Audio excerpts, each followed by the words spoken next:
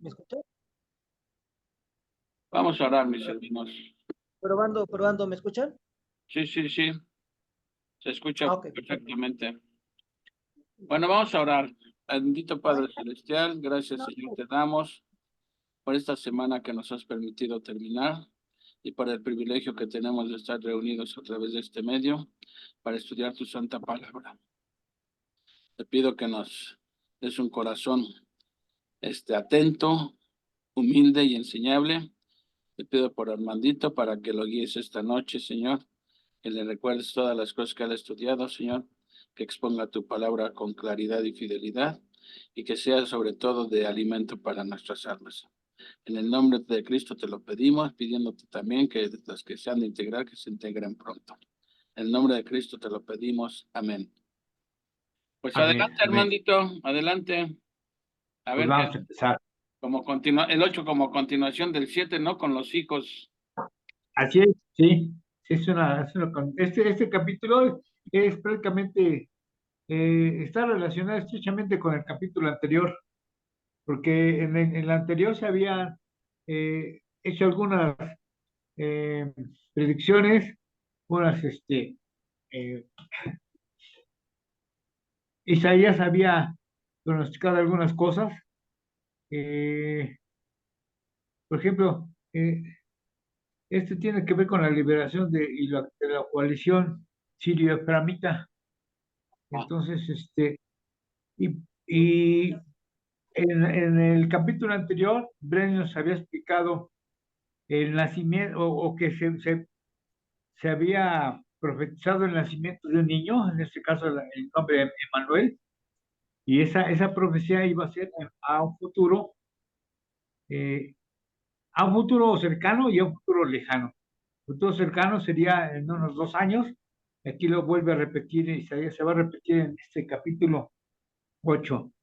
Y al futuro lejano, que como vimos y como nos explicó Brendis la semana pasada, el nacimiento del Mesías, de Jesús, el por Emanuel. medio de Manuel, exactamente por medio de una virgen.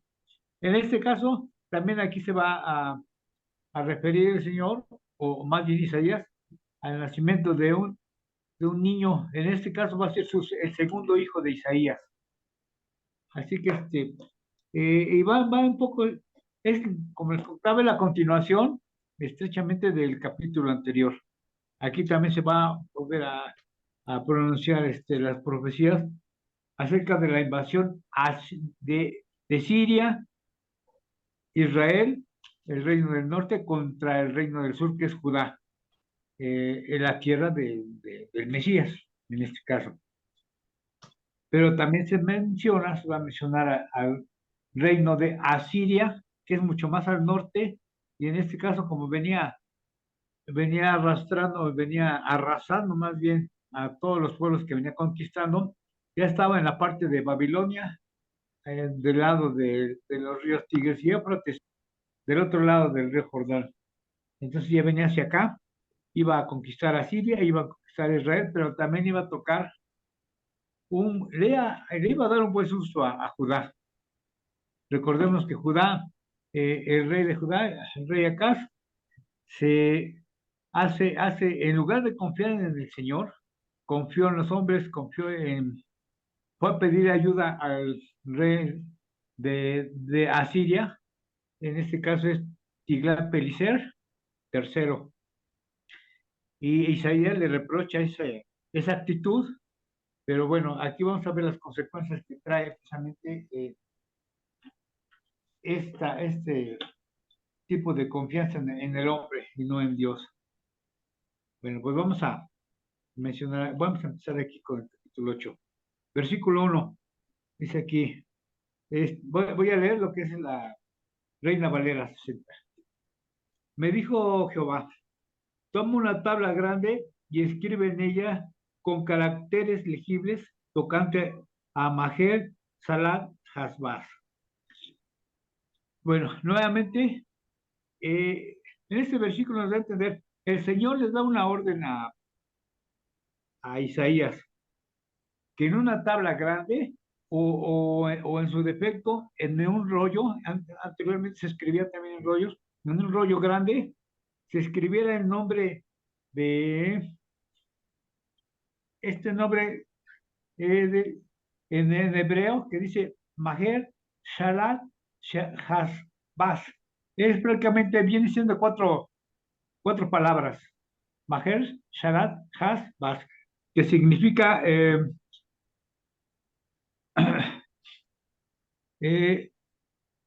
pronto al saqueo, presto al botín. En un comentario sé que este es el nombre más largo de la Biblia y me refiero a un nombre de persona. Eh, no un nombre, prácticamente es un nombre de un ser humano, no de una persona. Eh, bueno, tenía que escribirlo con letras legibles para que el pueblo se enterara, para que todo el mundo se enterara de que esta profecía iba a anunciar el saqueo, prácticamente la victoria del reino asirio contra la coalición de Siria e Israel, perdón. Entonces, que precisamente eran, en el capítulo anterior, habíamos visto que se habían aliado, pero querían que Judá, o el pueblo de Judá, el reino del sur, también se aliara con ellos para eh, poder combatir contra Asiria. Pero el rey eh, Acaz no quiso aliarse con ellos y entonces le declararon la guerra. Entonces ya se venían encima de Israel, perdón, se venían encima de Judá y en todo caso de la ciudad de Jerusalén, y era un temor para el rey Acaz. Entonces, esta profecía era lo que significaba, ¿no? Este nombre, y se le iba a dar, más adelante vamos a ver que se le da al segundo hijo de Isaías. Bueno, en el segundo versículo dice, y junté conmigo por testigos fieles al sacerdote Urías y a Zacarías, hijo de Jeberequías.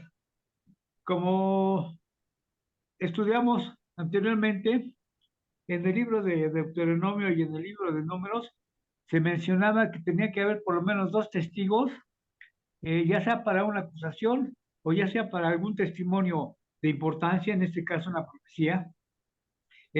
Dios le manda precisamente a Isaías que consiga dos testigos, que fueran hombres fieles, que fueran hombres eh, de entera confianza, que el pueblo los conociera por su buena conducta, vamos.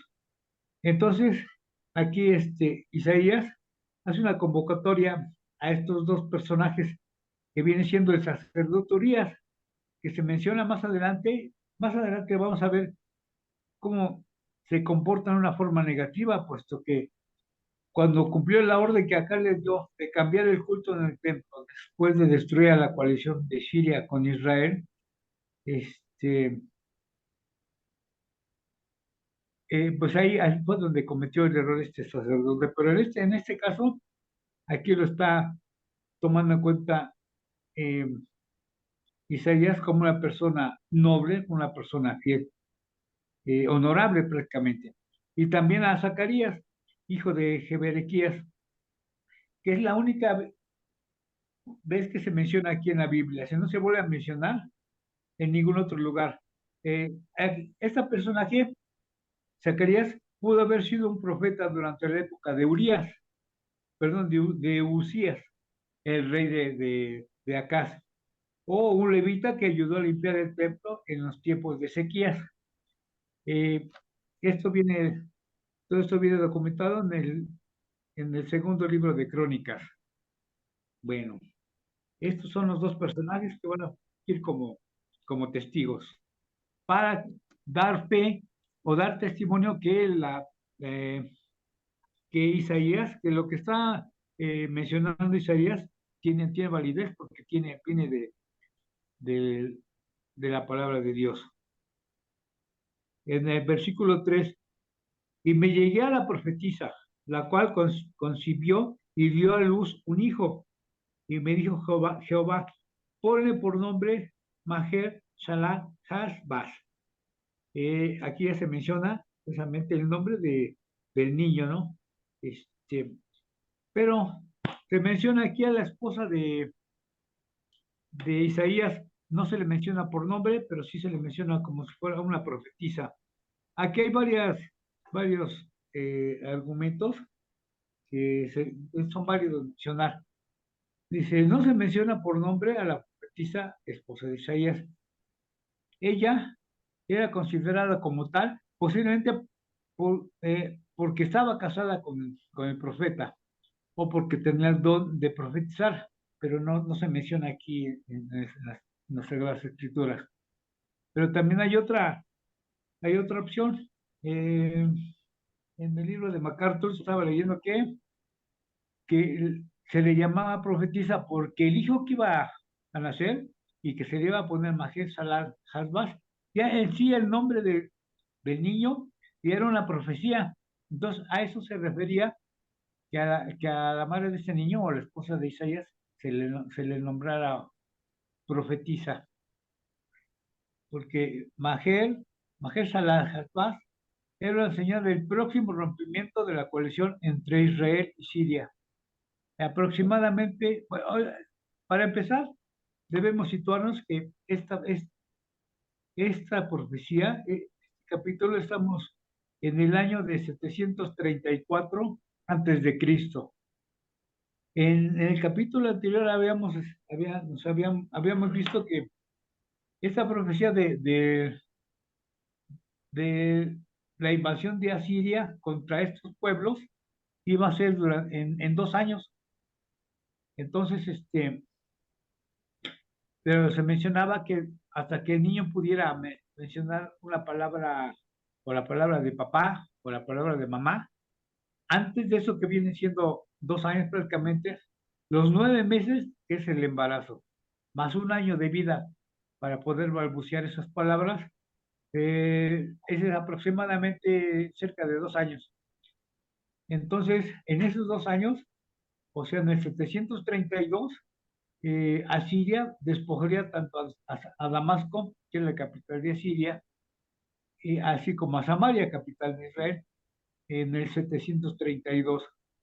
Esta fecha, o sea, lo cual confirma la fecha que en 734, que es lo que estamos viendo ahorita, asignada como profecía de Isaías.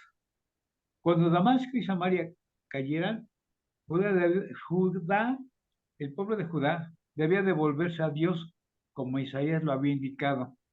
Pero desafortunadamente, Urias, uno de los dos testigos que acabamos de mencionar, el sacerdote, obedeció a las órdenes de Acaz. Después de 732 a.C., cambió la adoración del templo para moldarla a la adoración pagana que se practicaba en Damasco. Debemos recordar que cuando Acaz se fue a entrevistar con el rey de Asiria, Tiglat-Pileser, allí en Damasco, después de haber destruido esa ciudad, eh, vio un, vio un altar que le gustó mucho. Incluso se menciona en el capítulo anterior que se hizo un bosquejo de ese altar y cuando regresó a Jerusalén se mandó a hacer ese, este, ese altar en el mero templo de Jerusalén. Ya había una especie de culto pagano, ya había idolatría dentro del pueblo de Judá, apenas empezaban, pero acá, como fue un rey malvado, de plano cambió toda la cuestión religiosa para adorar a los ídolos dentro del, del templo de Israel. Y es así como se menciona aquí al, al, al sacerdote,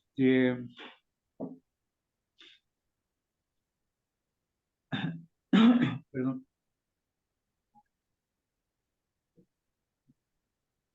Bueno, es así como se mencionaba aquí este personaje.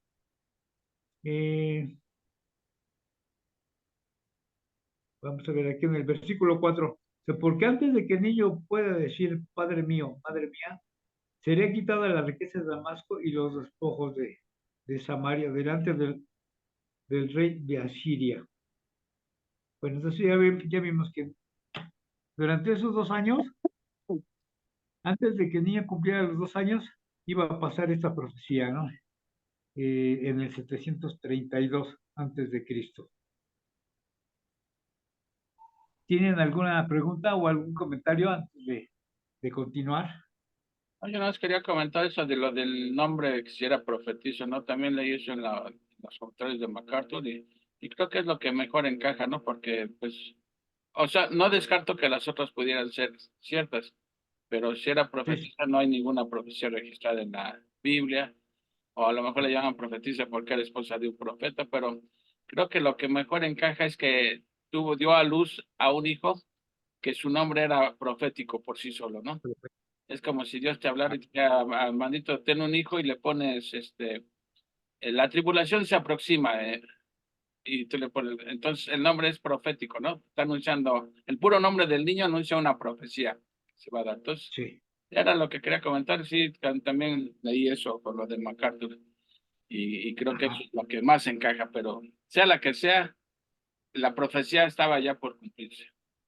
Sí, Armandito, yo también quería comentar respecto a eso. Y también así como dice Juan Carlos, no tanto que fuera ella profetiza, sino que iba a dar a luz una profecía viviente, ¿sí? Donde él iba a estar anunciando el juicio, ¿entiendes? Entonces, era una profecía viviente que cada vez que mencionara ese nombre, iban a recordar que iba a haber un juicio de Dios. Así es. Así, sí, exactamente. Recordemos que el primer hijo de Isaías, su nombre quería decir, un remanente volverá. Así es. Esa prácticamente es una bendición. Pero en este caso, el segundo hijo, su nombre iba a ser precisamente un Juicio. un juicio exactamente como lo acabas de mencionar, Leti. Y más adelante se va a mencionar precisamente tanto el nombre de Isaías, el significado, y los nombres de los 2 hijos, los cuales pues vienen siendo, es decir, exactamente los 3 nombres proféticos. Lo vamos a ver un poquito más adelante. Pero qué bueno que se hizo esa aclaración. Este nombre del niño ya era un juicio, exactamente. Bueno, vamos a continuar con el siguiente versículo. Versículo 5. Otra vez volvió Jehová a hablarme diciendo, por cuanto desechó este pueblo las aguas de Siloé, que corre mansamente, y se regocijó con Racim, con el hijo de Remalías. Aquí, ¿qué es lo que nos trata de decir estos 2 versículos?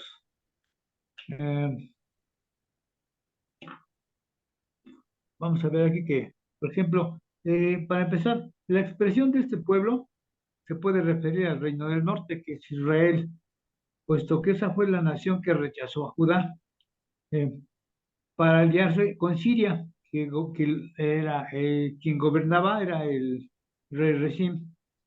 Y las aguas masas de Israel también son llamadas de Silván. Aquí viene siendo dar una referencia a lo que es el pueblo de Judá, o más bien Jerusalén.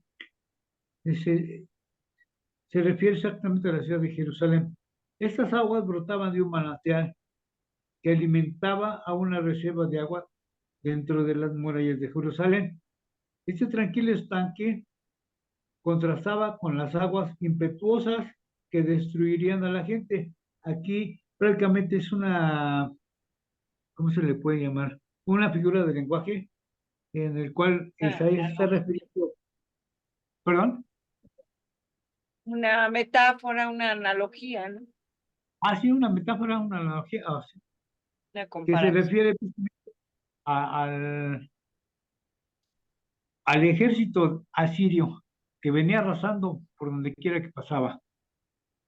Y a esto se refiere las aguas tempestuosas. Y además, como venían bajando del lado del, déjeme, de ese oriente, poniente, norte, sur, arriba de Siria, arriba de Damasco, estaba, eh, estaba la parte de donde venía Asiria, pero ya venía,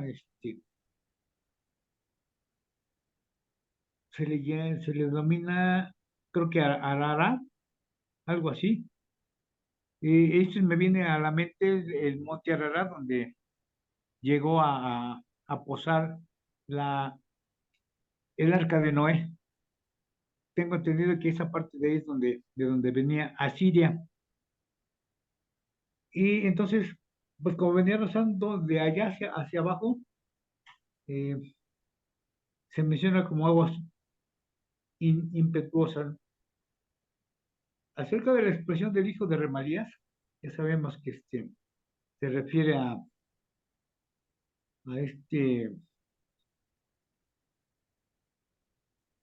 al rey de Asirio, perdón, Sirio.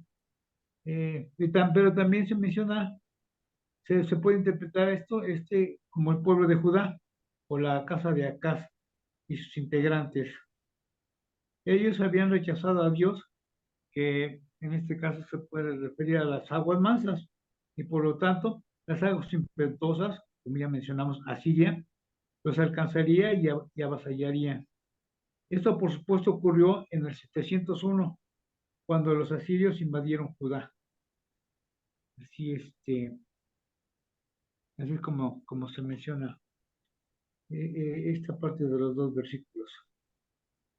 Y o sea, Armandito, como diciendo, ustedes rechazan a Dios, que son las aguas tranquilas, y lo ¿no? Sí. Pero Sí. prefieren las aguas tempestuosas, ¿no? Pues las van a tener.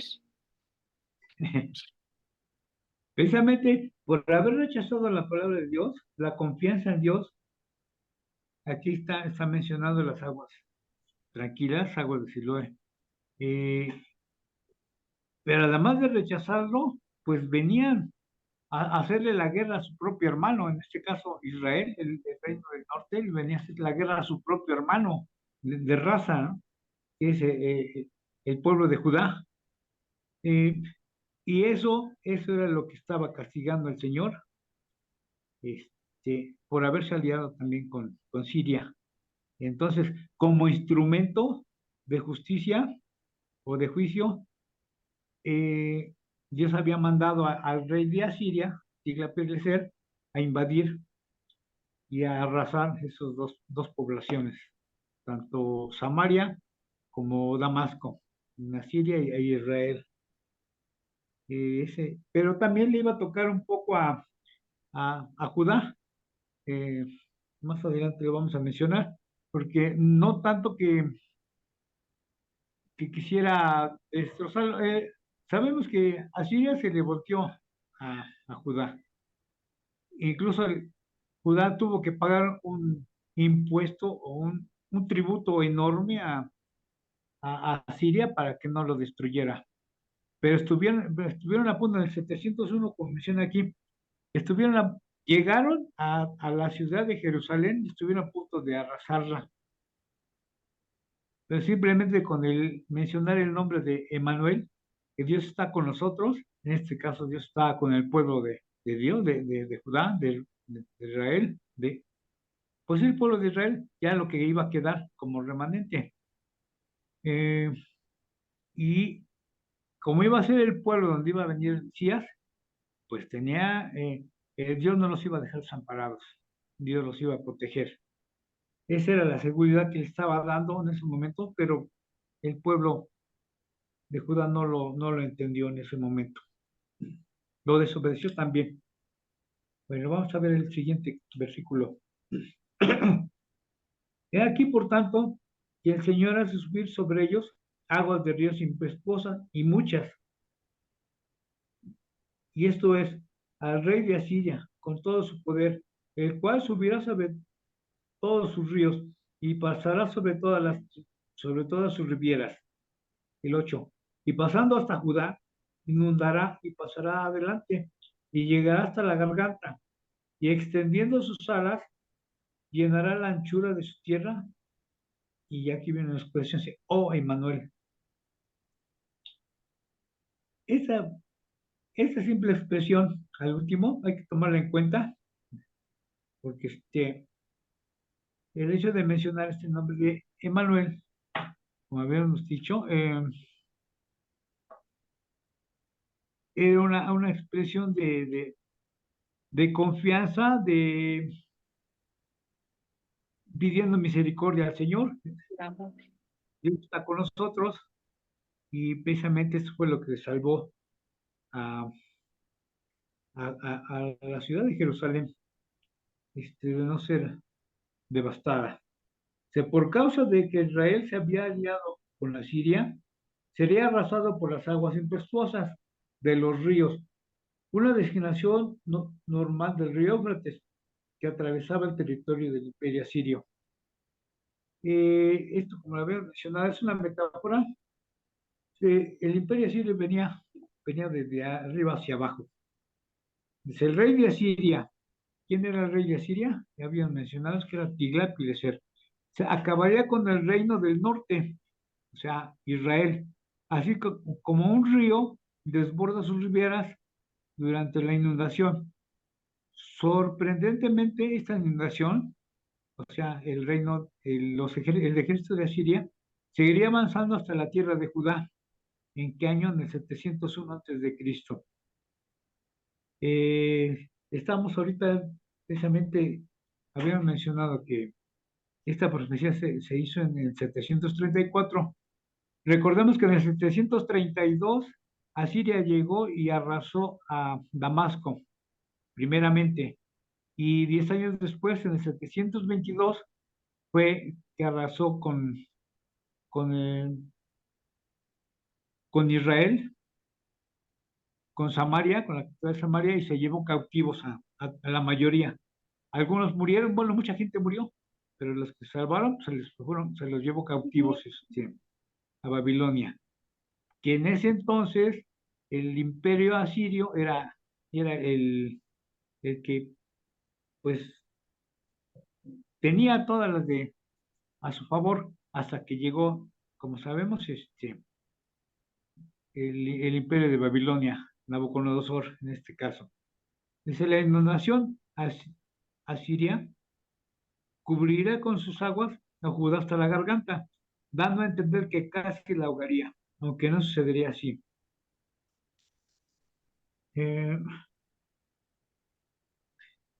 Ahora, eso, Isaías cambia esa metáfora de las aguas del río por otra metáfora que es, o una figura de lenguaje, describiendo a Siria como un ave gigante, cuyas alas cubrirían a toda la tierra de Judá, lista para devorarla.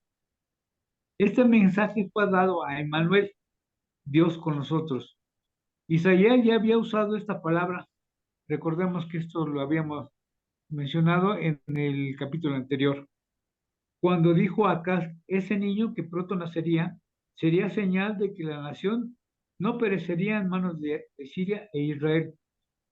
En ese tiempo los asirios tratarían de ahogar la tierra de Judá, pero la palabra Emmanuel serviría para asegurar a los lectores que Dios no había olvidado a su pueblo, pactado, y este estaría con él. Vemos que por la misericordia del Señor, la tierra de Judá y sobre todo la capital Jerusalén, pues en este caso el pueblo de Judá todavía no caía tanto en la idolatría, empezaba ya a dar a copiar todo lo que hacía el reino del norte,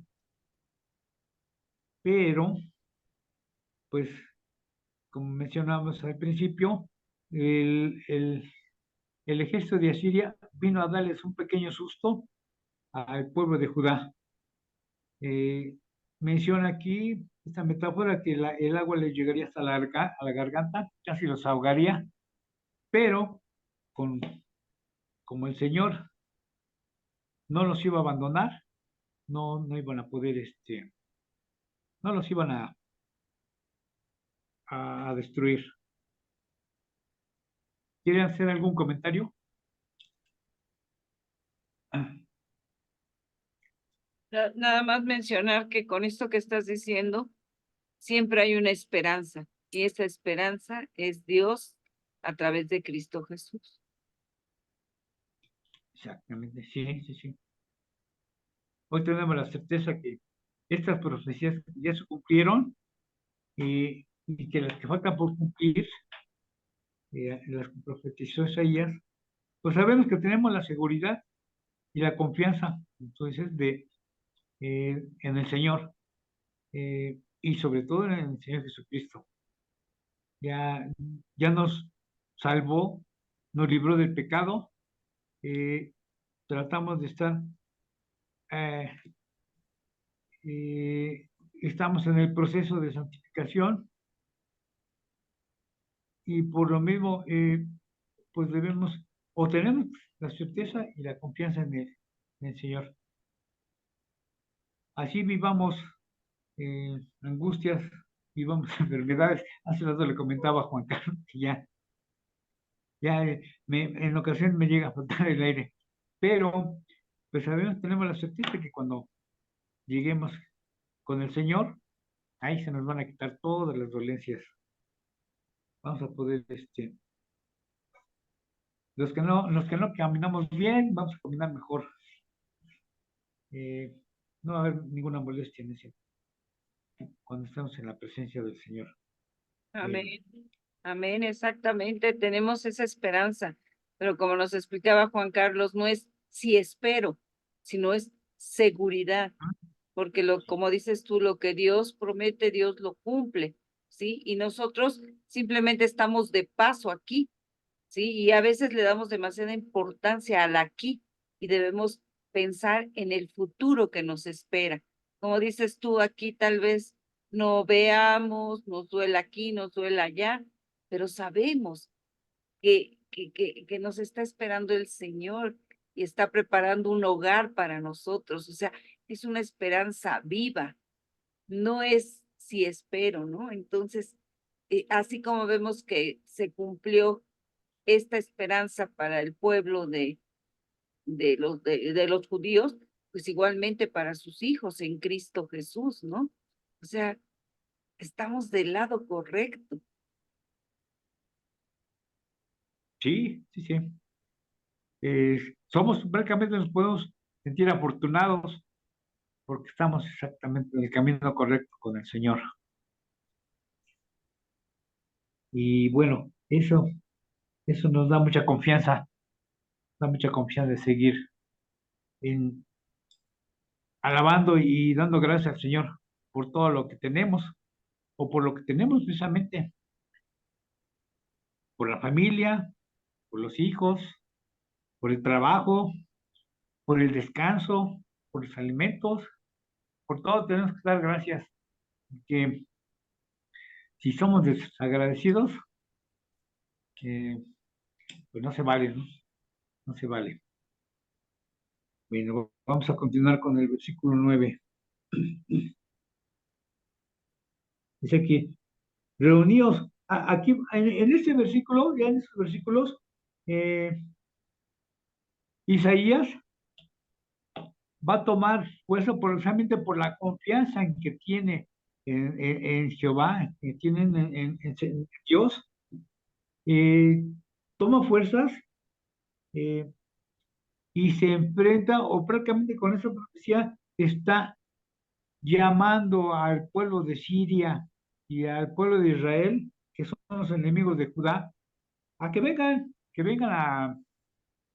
que traigan a sus tropas, que reúnan a sus pueblos, bueno, pero con este fin. Ahorita vamos a leer primero. Reuníos pueblos y seréis quebrantados. Eso se está refiriendo Isaías aquí a Siria y a Israel, que estaban en contra de Judá. Oíd todos los que sois de lejanas tierras, ceñíos y seréis quebrantados, disponeos y seréis quebrantados. 10. Tomad consejo y será anulado. Proferir palabra y no será firme, porque Dios está con nosotros. Aquí nuevamente, Emmanuel, que se puede traducir en el hebreo, Emmanuel. En el 11, porque Jehová me dijo de esta manera, como mano fuerte, o sea, con mano fuerte, me enseñó que no caminase por el camino de este pueblo, diciendo, no llaméis conspiración a todas las cosas que este pueblo llama conspiración, ni temáis a todos aquellos, a todo lo que ellos temen, ni tengáis miedo. Bueno, aquí le vamos a hacer una pausa en el capítulo 13. Como comentábamos, Isaías toma fuerzas, o más bien con una especie de regaño, prácticamente está, por decir una palabra burda, toreando a los pueblos. Aviéntense a ver, ¿ustedes creen que van a poder con nosotros? Tenemos de nuestro lado al Señor. Sí. Bueno, y aunque Judá sería casi derrotada por la invasión asiria, Isaías hizo hincapié en que Judá no debería temer porque alcanzaría la victoria. En estos versículos acabamos de ver, dice, la gran verdad de los capítulos, estos, más bien estos versículos, Isaías usó el mismo término de Manuel para concluir esta, estas verdades. Dijo aquí, Dios está con nosotros. A pesar de que los pueblos lanzarían un grito de guerra y se prepararían para la batalla contra Judá, no tendrían éxito, sino que serían destrozadas. Hecho que se declara en 3 ocasiones. En el versículo 9, para remarcarlo, aunque tomaran consejo, dice que prepararan, o sea, aunque prepararan una estrategia y cuidadosamente hicieran un plan, eh, no tendrían éxito, porque Dios estaba con Judá. Otra vez, en el hebreo se menciona a Emmanuel. Esa gran verdad distinguía a Judá de todas las demás naciones del mundo. Debido a que Dios había prometido estar con su pueblo, este había de creer en él, sin importar lo difícil que se presentaran las circunstancias. Dios no los abandonaría. Así se probó que Dios e Isaías estaban en lo correcto, y Acaz fue amonestado por su falta de fe. Fue amonestado precisamente porque en lugar de tener confianza en el Señor, tener confianza en Dios, fue a pedir ayuda al rey de Asiria, y eso fue lo que más adelante le trajo unas consecuencias tremendas. El Señor había prometido estar con su pueblo, pero muchos, tanto en Israel como en Judá, se negaron a creer en que Él mantendría su palabra. El Señor advirtió a Isaías que no fuera como muchos de ellos.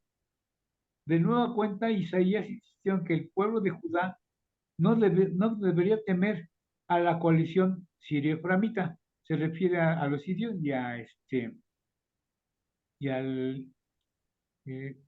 reino del norte. Recordemos que Efraín era la ciudad más grande o la población más grande que prácticamente representaba al reino del norte. Por eso se menciona aquí la coalición sirio-eframita o a la amenaza siria que se cernía sobre el horizonte. Más bien, debía temer a Jehová de los ejércitos. Solo a él debían de temer.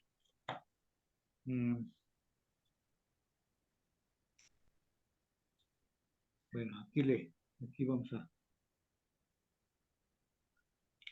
¿Quieren comentar algo acerca de estos versículos? No, Estamos viendo. Adelante. Bueno, estamos viendo ya esta predicción y esta invitación de parte de Isaías al pueblo asirio y al pueblo de Israel que venían en contra de Judá. Si ustedes vengan, ustedes hagan sus planes de guerra, hagan sus propuestas, hagan sus congregaciones, que de todos modos van a ser arrasados. Esto le decía con una seguridad, que por la confianza que tenía, por la fe que tenía,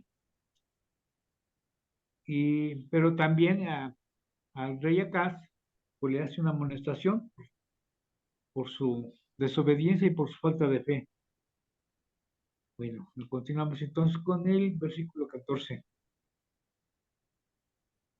Entonces él se refiere al Señor, al Dios Todopoderoso, entonces él será por santuario, pero a las dos casas de Israel, ¿quiénes son las dos casas de Israel?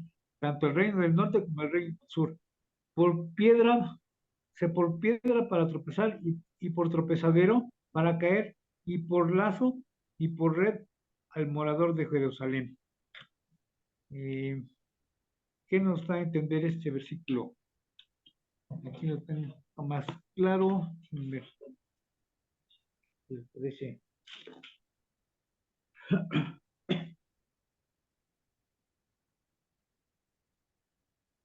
Ya vimos que muchos como conspiración, muchos en Israel consideraban que Isaías y Jeremías y otros profetas eran servidores del enemigo por su defensa y por su constante práctica, constante política de dependencia completa del Señor, no en las potencias extranjeras, se pudieran dar como por protección.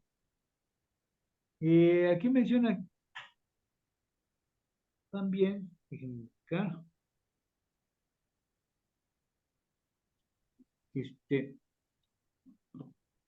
que estas dos poblaciones, bueno, estos dos, se-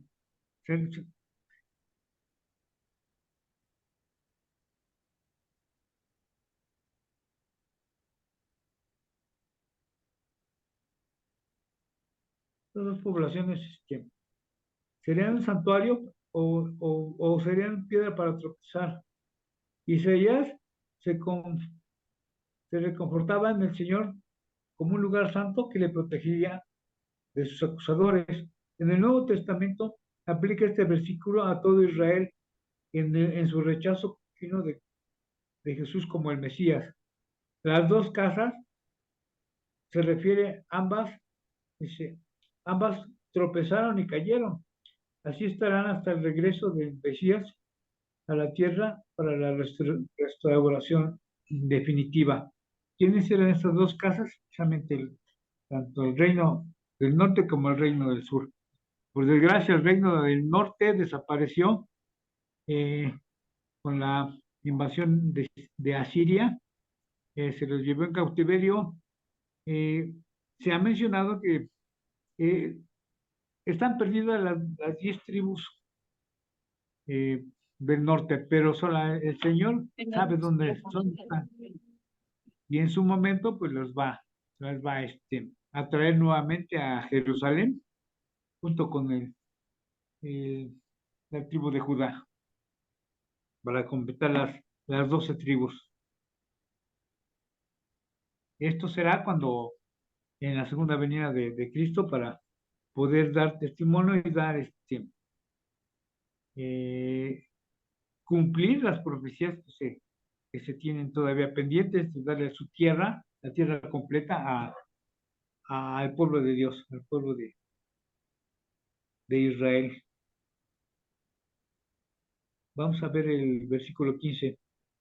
Muchos tropezarán entre ellos y caerán y serán quebrantados y se enredarán y serán apresados. Aquí hay algo muy interesante, nótese que no dice todos, que dice muchos. Muchos tropezarán entre ellos y caerán y serán quebrantados y se enredarán y serán apresados. Eh,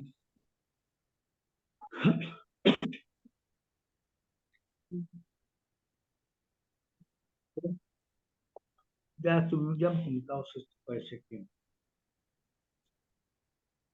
dice otra predicción que anticipaba el tropezo de Israel, que consistió en el rechazo de su Mesías y en su primer advenimiento. Ese fue a lo que se está refiriendo en este versículo, que Hubo pocos quienes aceptaron a Jesús como el Mesías, pero la mayoría, muchos, lo despreciaron, lo rechazaron. Así que en eso consistió este rechazo de hacer a un lado las enseñanzas de Jesús, las enseñanzas del Mesías, y, y como sabemos, bueno, su propio pueblo lo rechazó. Vamos a ver el 16. Versículo 16. Ata el testimonio, sella la ley entre mis discípulos. Esperaré pues a Jehová, el cual escondió su rostro de la casa de Jacob, y en él confiaré. En estos dos versículos nos menciona algo aquí muy, muy importante.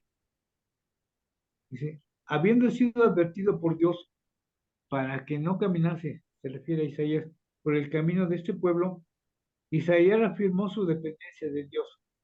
Al atar el testimonio y sellar la ley, de hecho, Isaías los inscribía en el corazón de los discípulos del Señor, debido a que Hebreos 2:13 aplica a Isaías.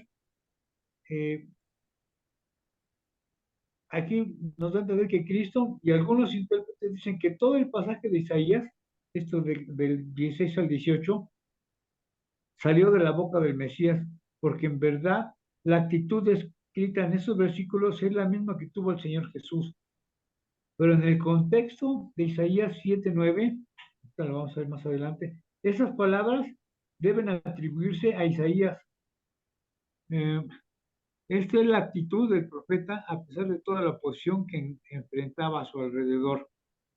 La confianza de Isaías se expresa dos veces más adelante, que vamos a ver en el versículo 17, porque dice, esperaré pues a Jehová y en él confiaré. El hecho de que el Señor escondiera su rostro quiere decir que retenía sus bendiciones. No sorprendía a los creyentes. El retiro del Señor se debió a que la mayoría de los de Judá no lo siguieron. Y con todo esto, Isaías seguía depositando la confianza en él, ¿en quién? En Dios, sabiendo que tanto él como sus hijos eran señales y presagios, símbolos del gobierno soberano de Dios en el monte de Sión, o sea, se refiere a Jerusalén. Bueno, vamos a continuar aquí para checar esto. El versículo 18, he aquí, yo y los hijos que me dio Jehová, somos por señales presagios en Israel, de parte de Jehová de los ejércitos, que mora en el monte de Sión. Esto nos explica aquí los nombres de tanto de Isaías como de sus hijos. Vamos a ver aquí de qué manera eran señales o presagios, en este caso unos símbolos. Cada uno, un nombre, bueno, cada uno tenía un significado. Recordemos que Isaías significaba Jehová salva. Era un recordatorio de que al final Dios libraría a su pueblo de sus enemigos. El segundo, este segundo nombre, pero ya viene siendo del segundo hijo de Isaías, Maher Shalal Hashbaz, que viene siendo 4 palabras, recordaba al pueblo que la alianza de Siria e Israel sería destruida por los asirios que arrasarían con esas dos naciones. Y el de Sear-Jasub, que era el primer hijo de Isaías, aseguraba al pueblo que un remanente de creyentes retornaría del cautiverio. Y fue lo que sucedió cuando Ciro llegó y le puso en la torre al imperio babilónico, llegó el imperio persa, en este caso Ciro el Grande, y hizo un decreto para que el pueblo de Israel, el pueblo de Dios, regresara a Jerusalén a reconstruir su templo. ¿Por qué? Porque Isaías ya lo había predicho, incluso a Ciro se le nombró que Isaías había, su nombre ya estaba escrito mo- años, muchos años antes, más de 200, 300 años antes de que Ciro llegara a conquistar, este, a hacer una gran potencia, en este caso el imperio de Persa, y para Ciro fue un gran honor el dar, el hacer ciertas las palabras de Isaías, y fue que dio permiso al pueblo de Judá, o a los judíos prácticamente, el remanente que quedaba, para que regresaran a Jerusalén. Sabemos que no todos regresaron, regresó la 10ª parte. Recordemos que cuando eh, el pueblo de Asiria se llevó cautivo al reino del norte, vino siendo, se quedó la 10ª parte de las 12 tribus, que vino siendo Judá, el pueblo de Judá. Cuando vino Babilonia, el rey Nabucodonosor, y se llevó cautivos al pueblo de Judá, ese 10% eh, se fue a Babilonia, y cuando Ciro les dio permiso que regresaran, regresó un 10% del 10%. Ese 10% del 10% se viene nombrando lo que es el remanente fiel a Dios.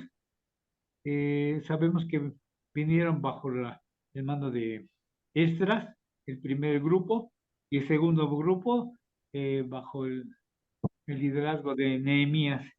Y eso, eh, esa población que regresó a Jerusalén, pues, se puede considerar al remanente fiel de Dios. Y a eso se referían este último nombre del primer hijo de Isaías, un remanente. Ya ven. Regresaría. ¿Perdón? Adelante, perdón. Maher Salah, no, si no era Sear Jasub, era el primer nombre del hijo de Isaías. Y bueno, aseguró que el pueblo de creyentes retornaría del cautiverio, y así sucedió. Estas profecías ya sucedieron. Bueno, vamos a seguir entonces. Versículo 19. Aquí les menciono Isaías en Y si os dijeren, preguntad a los encantadores y a los adivinos que susurran hablando, responded, ¿no consultará el pueblo a su Dios? ¿Consultará a los muertos por los vivos? A la ley y al testimonio. Si no dijeren conforme a esto, es porque no les ha amanecido. Esto es algo muy duro, algo muy duro que les mencionó Isaías. El pueblo estaba tan desanimado, el pueblo de Judá estaba tan desanimado, que la mayoría eh, ya por cualquier situación acudían a los agoreros y a los adivinos para poder eh, consultar el futuro. Y aquí Isaías le está dando una reprimenda, ¿no? Porque en lugar de regirse con la palabra de Dios y con la ley de Moisés, pues aquí se dan cuenta que no tenían, ya habían perdido la fe en Dios, y empezaban a agarrar las costumbres paganas. Dice, Isaías habló de nuevo de la tendencia pecaminosa del pueblo. La mayoría de la gente quería conocer el futuro, incluso la gente de Judá era atraída a la práctica de consultar encantadores y adivinos, que se especializaban en tratar de consultar a los muertos, entonando murmullos o susurros. En el libro en el comentario no de MacArthur, Matthew Henry menciona que esos susurros eran de las voces de los espíritus, por eso es que no se les entendía, pero sabíamos que eran las voces de los demonios, no tanto. La creencia de los que consultaban estos adivinos para que hablaran con los muertos, creían y hasta la fecha, creen que cuando se comunican con un pariente o con un amigo, es el que les está hablando, pero en realidad, pues son los demonios, ¿no? Quienes hacen crear a estas personas. El demonio es tan astuto y sabe el comportamiento del ser humano e incluso hasta en los pensamientos se llegan a meter, que cuando consultan este tipo de personas, hacen creer que quien les está hablando es el pariente o con la persona que se quieren comunicar. Pero bueno, al final de cuentas no. Trae consecuencias esto, ¿no? Porque eso se llama idolatría y ese es lo peor que el Señor, es lo que menos puede tolerar el Señor, la idolatría, y menos el consultar a los muertos. Y esa es una práctica que sigue hoy en día, Armandito. Sí, No es una costumbre de hace miles de años. Hoy en día también hay sí, gente que es muy dada a consultar los muertos, Sí. los adivinos, sí, el zodiaco, los horóscopos, el tarot, las cosas y, y pues vemos que los pecados siguen siendo los mismos y vemos cómo Dios se refiere a estas personas como gente a la que todavía no le amanece y esa es una idea de que siguen en plenas tinieblas, en plena oscuridad, ¿no? Y ya, entonces es lo que a veces he dicho yo, cuando tú no crees lo que Dios dice, terminas creyendo cualquier cosa y eso es abominación delante de Dios, ¿no?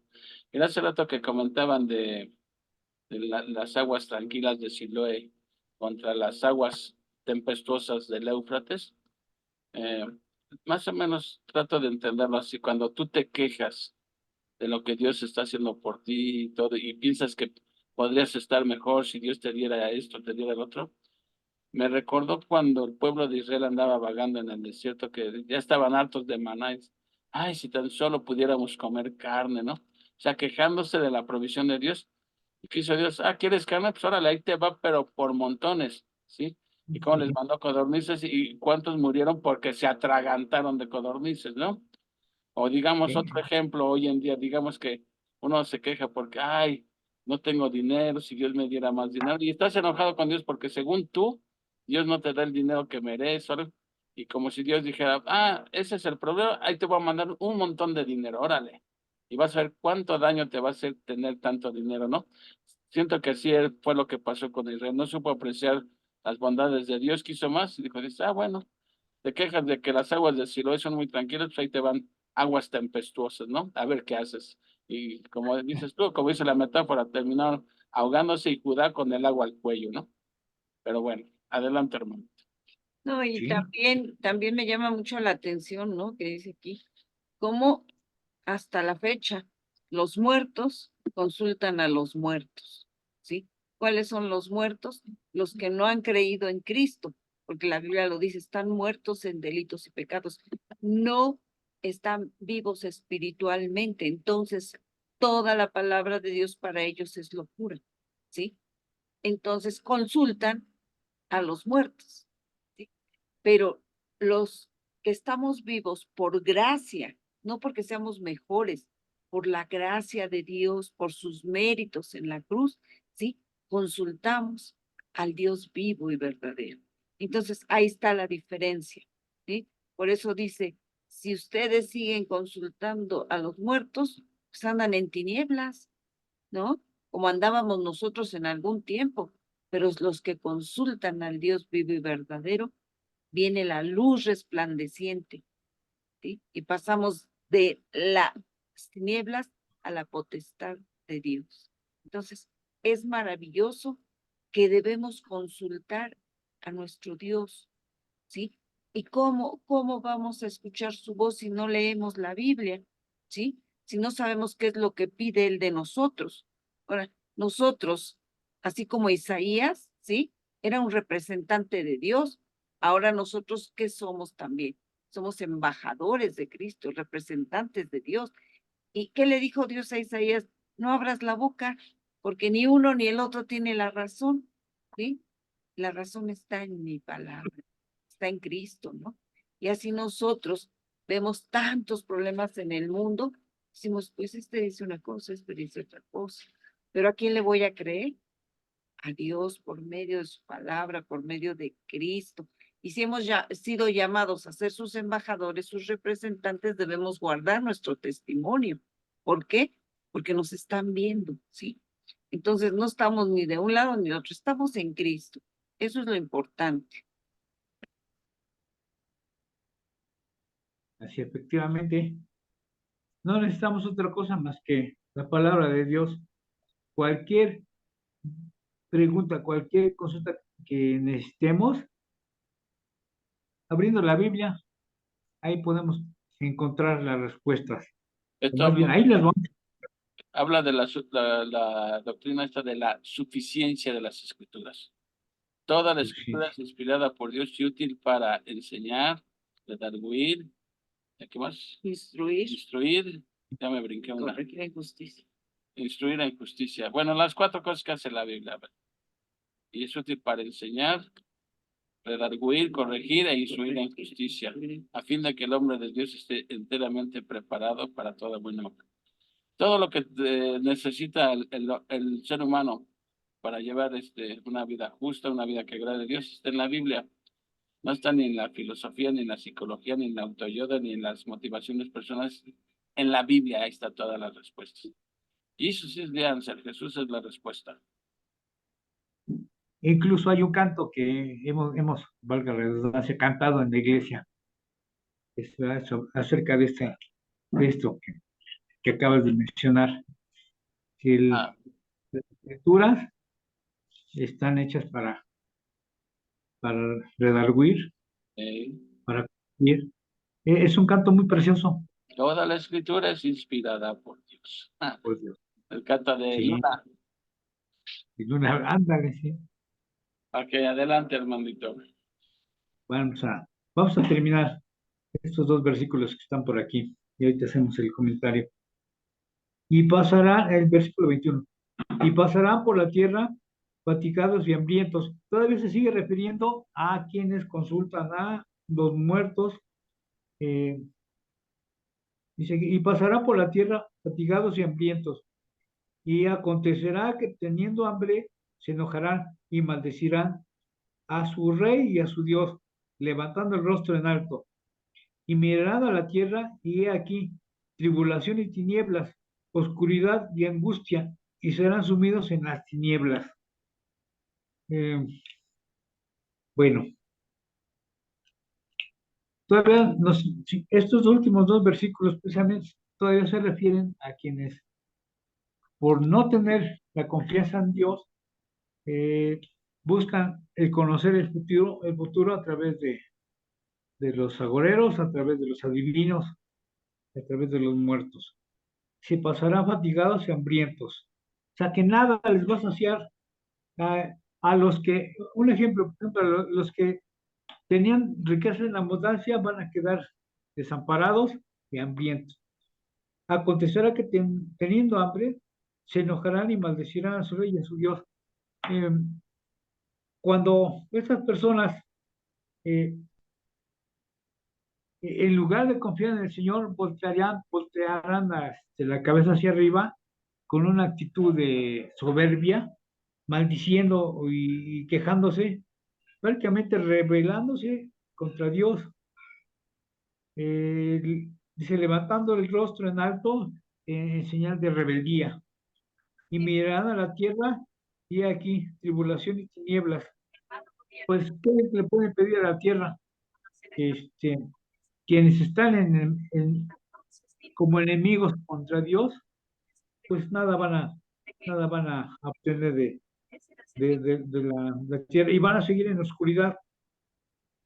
Serán sumidos en las tinieblas. Dice aquí en este comentario, Isaías ordenó condenó la práctica de hablar con los muertos para conocer el futuro, en lugar de consultar al Dios vivo. El lugar donde debían adquirir era la ley y el testimonio. Esto contiene todo lo que el pueblo necesitaba acerca de su futuro, y es precisamente lo que a nosotros nos concierne. ¿Sí? Si queremos ver precisamente qué es lo que va a acontecer, pues ahí está en la misma Biblia, en el libro de Revelaciones, incluso en este libro de Isaías nos está comentando lo que va a pasar en un futuro. Sí, el hecho de que una persona no tome en cuenta la palabra significa que no tiene entendimiento espiritual. Y ahora viene aquí algo en contra de los espiritistas. Los espiritistas medios, así como todos los que los consultan, al final serán juzgados por Dios. En su aflicción buscarán a Dios, pero lo maldecirán y mirarán a la tierra, donde tendrán aflicción y serán sumidos en las tinieblas. Irónicamente, los que consultan a los muertos serán forzados a unirse a ellos. ¿Qué quiere decir esto? Que están muertos espiritualmente y muertos físicamente. Cuando mueran, van a estar precisamente apartados o separados de la gracia de Dios. ¿A dónde van a ir? A las tinieblas, al lago de fuego, a fin de cuentas. Y esto pues esto que acabamos de leer no iba a decir me molesta, me duele mucho porque me doy cuenta que aquí la familia, con esto del espiritismo, con esto de la, eh, La a santería, lo que se dedica, de la la santería, santería, ¿no? sí, pues ellos se comunican con los muertos únicamente, con las piedras, eh, entran en una especie de trance, o al menos así los veía, y hablando incoherencias que no se les entendía. Y aquí lo acabamos de constatar que eran las voces de los mismos espíritus.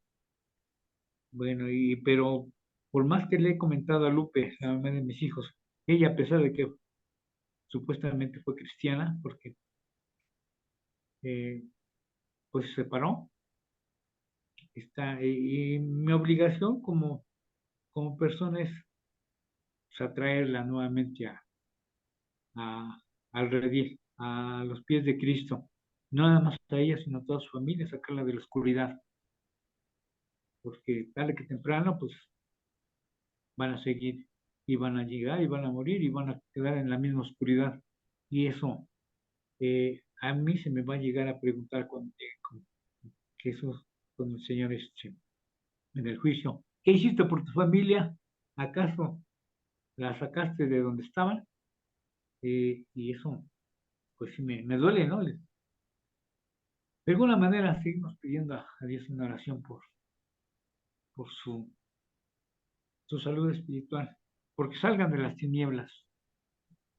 Este capítulo sí está tremendo,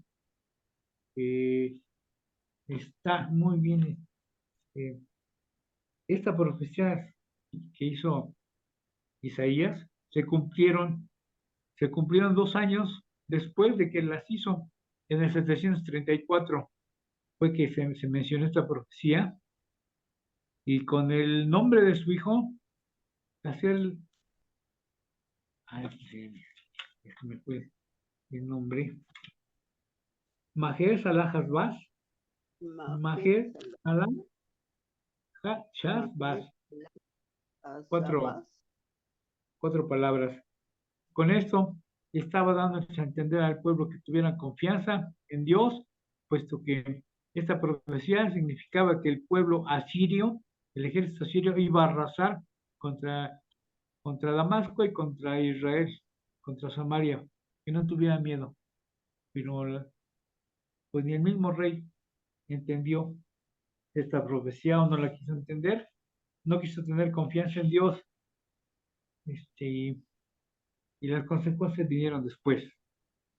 El pagar un tributo tremendo al rey de Asiria, y por poco y pues arrasan con el pueblo. Si no es porque les pagan, pues prácticamente les dio todo el tesoro del templo a Tiglat-Pileser, el rey de Asiria, así como lo vimos en en Primera y Segunda de Reyes. Sí, pues tuvo que dar incluso hasta los escudos que Salomón había hecho para, para los desfiles conmemorativos, que eso no se usaba más que para una sola ocasión para los desfiles. Pues todo eso, todo el tesoro del templo y el tesoro de la casa de Israel fueron a parar a manos del rey de Asiria para que no invadieran Jerusalén. Y bueno, eso termina este capítulo. ¿Tienen algún otro comentario? Por favor. Yo creo que todo esto tiene que ver con la confianza que se tenga en Dios y en su palabra, ¿no? Ahorita les comparto un proverbio, Proverbios 29:18. Dice, sin profecía el pueblo se desenfrena. O sea, ¿qué indica esto? O sea, sin la palabra de Dios, el pueblo se desenfrena. O el no escuchar la palabra de Dios, o sea, poner atención a la palabra de Dios, ¿no? O sea, las consecuencias que trae el no creerle a Dios. El pueblo se desenfrena, caen en una total anarquía y finalmente caen en la oscuridad. Y luego en ese mismo proverbio marca el contraste, más el que guarda la ley es bienaventurado. O sea, yo creo que eso es lo que sucedió con el pueblo de Israel. No estuvieron atentos a la palabra de Dios, aunque la oyeran no la creían, ¿sí? Creían más en, en reyes humanos y en sus dioses de estos reyes que en el Dios vivo y verdadero. Y aquí, por ejemplo, esto que pusieron aquí en esta última diapositiva, dice, porque la palabra de Dios es viva y eficaz y más cortante que toda espada de dos filos y penetra hasta partir del alma y el espíritu. Yo creo que haríamos bien en tomar más en serio la Biblia, ¿sí? Que en cualquier otra cosa. Porque, como les he dicho, si no crees lo que dice la Biblia, pues ¿en qué puedes creer? ¿En enseñanzas de hombres? O sea, ahí está la advertencia. Terminarás en la oscuridad. Ahora, si haces caso de lo que dice la palabra de Dios y lo obedeces todo, pues ¿qué te espera? Dice bienaventuranza, ¿no? Creo que ese es mi comentario, hermanito. No sé si alguien más, tú, Leti, o ya llegó Brendis también. Adelante, Bueno, si quiera participar, o Manuelita, o quien quiera. ¿Me escuchan? Adelante. Sí, bueno, pues yo como estoy apenas, como dicen, iniciando desde la semana pasada, aquí, aquí cuando dice el señor Armando, que Dios les dice, bueno, que antes era que toma una tabla o pergamino, que era donde escribían antes, y escribe legible al sacerdote Urías y a Zacarías, que ellos son hijos de Jeberaquías. Y aquí también nos menciona, ¿no? Que la esposa de Isaías, pues que pensaban que era profetisa. ¿Por qué? Pues porque dio a luz a un hijo que era profético y que era una profecía viviente, porque era un juicio de Dios y pues los juicios son los que se cumplirían a futuro. Lo que Dios dice, nadie lo puede dudar de él. Y aquí nos habla también de las aguas de Siloé, que era una corriente tranquila, pero ahí está otra vez. Los israelitas pues no se portaban bien porque tenían a los dioses de Asiria, que eran dioses de piedra, de madera y todo eso.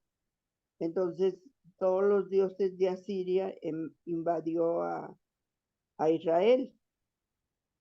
Y por eso también Dios hace subir sobre ellos las aguas impetuosas del Éufrates.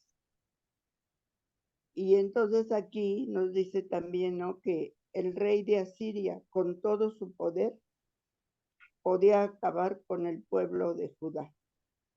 Y ahí es cuando Israel o Judá pagan todo lo que tenían de tributo al rey asirio para que no acabara con Israel, pero dieron tanto que se quedaron pues como esclavos de Asiria, del rey asirio, porque hacían lo que él les decía.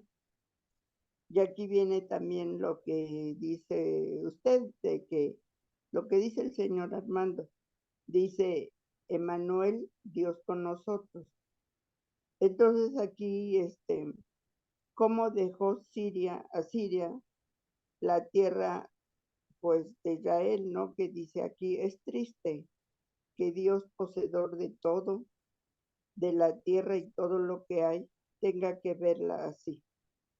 Pero aquí dije yo, bueno, recuerden que solo somos instrumentos en las manos de Dios. Él es el que dice la última palabra. Y si estaba haciendo eso, era para que recordaran, los hicieran a los de Judá, de Israel, que volvieran al camino de Dios. Pero no lo hacían porque estaban invadidos con las creencias de Asiria. Entonces aquí dice, ¿no? Después de que hizo eso Asiria y que Dios tomara posesión y ayudara a Israel, después de eso nadie recordaría lo que hizo Asiria con Israel. En eso pienso yo. Y dice aquí, Dios con nosotros. Y aquí nos dice, ¿no? Que Dios siempre, cuando obedecemos, cumplimos su ley, Él garantiza el triunfo de Israel. Y y todos pensaban, ¿no?, que los hijos de Zacarías, no, perdón, eran los Isaías. hijos, los profetas más bien, ¿no? Isaías y Jeremías y otros profetas servían a Siria como espías o como enemigos, porque estaban por su defensa, pero ellos eran como, yo pienso que eran como políticos, que hacer como una tregua, espérense tantito, vamos a dialogar, pero Isaías confiaba en Dios para la salvación prometida que pues le prometió a Abraham desde nuestros primeros padres.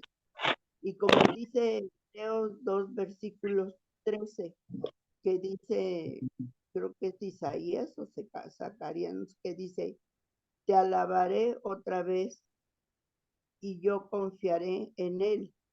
He aquí, yo y los hijos que me diste. Y en lo último que dice, ¿no?, que los que consultan a adivinos, a gitanos, a los espirituistas que según hablan con los muertos, pues tienen ya ganada, pues será pues están con Satanás y llegan a no creer en Dios, o sea, lo rechazan porque también adoran a la Santa Muerte. Entonces, ese es mi comentario. No sé, está bien, me equivoco en los nombres porque están dificilísimos. Ese como Maher, Salat, Hasbaz. Es mi comentario. Muy bien, Manuelita, gracias. ¿Alguien más? ¿Tú, Brendis? Hola, buenas noches. Noches. Buenas noches. Buenas Una noches, Brendis. disculpa por llegar tarde. Sí, efectivamente, pues como comenta Manuelita, vemos que que otra vez aquí. Y seguimos viendo y veremos durante toda la Biblia la soberanía de Dios, ¿no? Estamos viendo que aquí Asiria fue un instrumento de Dios, aunque era un pueblo pagano, vemos que Dios usa a las personas, ¿no? Nos usa a nosotros, somos instrumentos en sus manos para cumplir sus propósitos. Y así los reyes más poderosos, pues están bajo el sometimiento de Dios, ¿no? Entonces, vemos que efectivamente aquí la soberanía de Dios,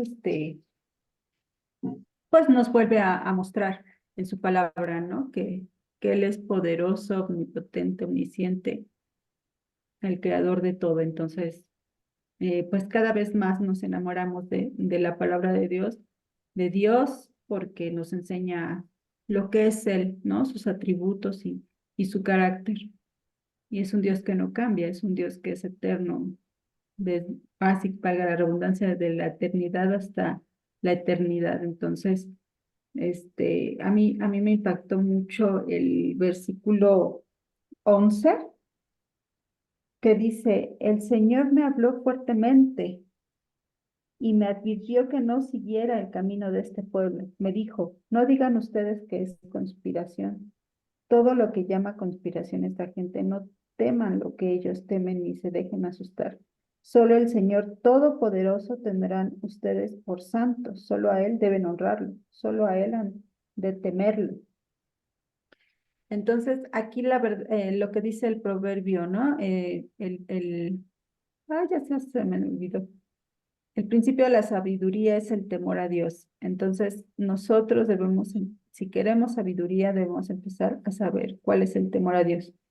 El temor a Dios, pues, es un temor santo, no es un temor de miedo, de terror, es un temor santo, es conocerle, saber quién es Él y seguir sus mandamientos, sus lineamientos, aceptar el plan de redención que Él ya nos regaló. Todas estas cosas que, pues que en la actualidad, que aunque lo vemos en Isaías, que pasó hace más de 750 años, o más, no sé, no recuerdo ahorita, pues lo vemos en la actualidad que las personas siguen siendo igual de incrédulas, idólatras, y todo eso que Dios aborrece, ¿no? Soberbia y todas esas cosas que Dios aborrece y que no quiere que seamos. Pues en pleno siglo XXI estamos viendo que efectivamente siguen igual las cosas o peor. Creo que vamos de mal en peor. Pero bueno, aquí lo que estamos aprendiendo de Isaías es precisamente lo que es Dios Todopoderoso, ¿no? Entonces a mí me impactó mucho este capítulo, este versículo del temor a Dios. ¿Cómo lo puedo aplicar yo a mi vida? Pues leyendo la palabra de Dios, siendo constante, que aunque llegue tarde, ¿verdad?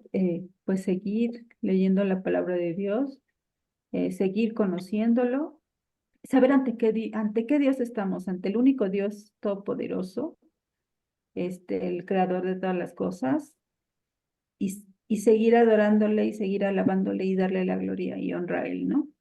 Entonces, realmente estos capítulos, que aunque ya pasaron tantos años, pues siguen siendo actuales. Estos temas siguen siendo actuales. El temor a Dios nunca va a cambiar. Este es siempre. Entonces, un proverbio también dice, ¿no? Me parece, mujer virtuosa, ¿quién la hallará? Pues precisamente esto es también habla sobre la sabiduría, ¿no? ¿Y cuál es la sabiduría? Pues es el temor a Dios, ¿no? Definitivamente es conocerle más, ¿no? Quizás no podemos tener todas las virtudes que habla este proverbio, pero sí, pero yo creo lo principal es eso, el temor a Dios, ¿no? Este es el versículo que a mí me impactó mucho, temer a Dios. Y bueno, pues básicamente aunque llegué tarde, pues más o menos de eso trató el capítulo, ¿no? Y bueno, pues muchas gracias, Armandito. Muy bien, gracias. Tarde, pero bien cenadita. Sí, así es. Ahorita que hablas de versículos que impactan a mí, bueno, todos están impactantes, ¿no? Pero, por ejemplo, si leemos el 19, Y si os Ajá. dijeren, preguntad a los encantadores y a los adivinos que susurran hablando, responded, ¿no consultará el pueblo a su Dios? ¿Consultará a los muertos por los vivos? Ahí viene el 20, a la ley y al testimonio. Eso es bien importante, a la ley y al testimonio se está refiriendo a la palabra de Dios, ¿no?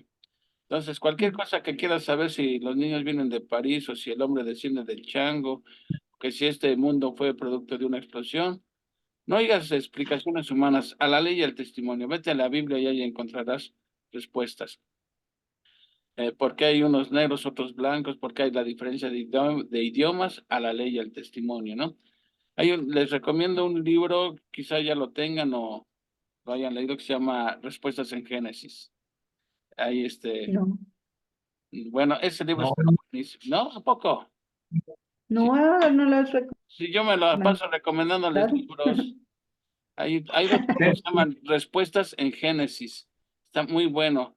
Y realmente eso es lo que en Génesis, por eso es bien importante estudiar en Génesis, porque ahí encontramos las respuestas a todo lo que quieras saber. El porqué de las cosas, todo está ahí en Génesis, ¿sí? ¿Por qué unos hablan en chino y otros hablan en español, etcétera, ¿no? Ahí vienen todas las explicaciones, ¿no? A ver, ahí quieres saber cuánta edad tiene la Tierra, a ver si es cierto que tiene 50 millones de años, pues ahí la Biblia explica más o menos cuántos años tiene este planeta, etcétera. Muy buen libro ese, así que no lo olviden. Respuestas en Génesis se llama. Ok, Y quien le interese, pues yo lo tengo, les puedo mandar una copia, pero el único precio es leerlo. claro. bien, Carlos, sí, Por PDF. Ah, por Encargo, favor, te la encargo, bueno, yo también, bueno, por favor. señora, eso es muy edificante. Pues ese era respecto a lo que versículo nos impactó, pues ese a mí me impactó de la suficiencia de las escrituras. Sí, todo lo que quieras saber, cualquier duda que tengas, ¿cómo puedo ir al cielo cuando me muera? La respuesta está a la ley y al testimonio, a la Biblia. Ahí está la respuesta. Ahí dice claramente cómo puede ir uno al cielo. Claramente.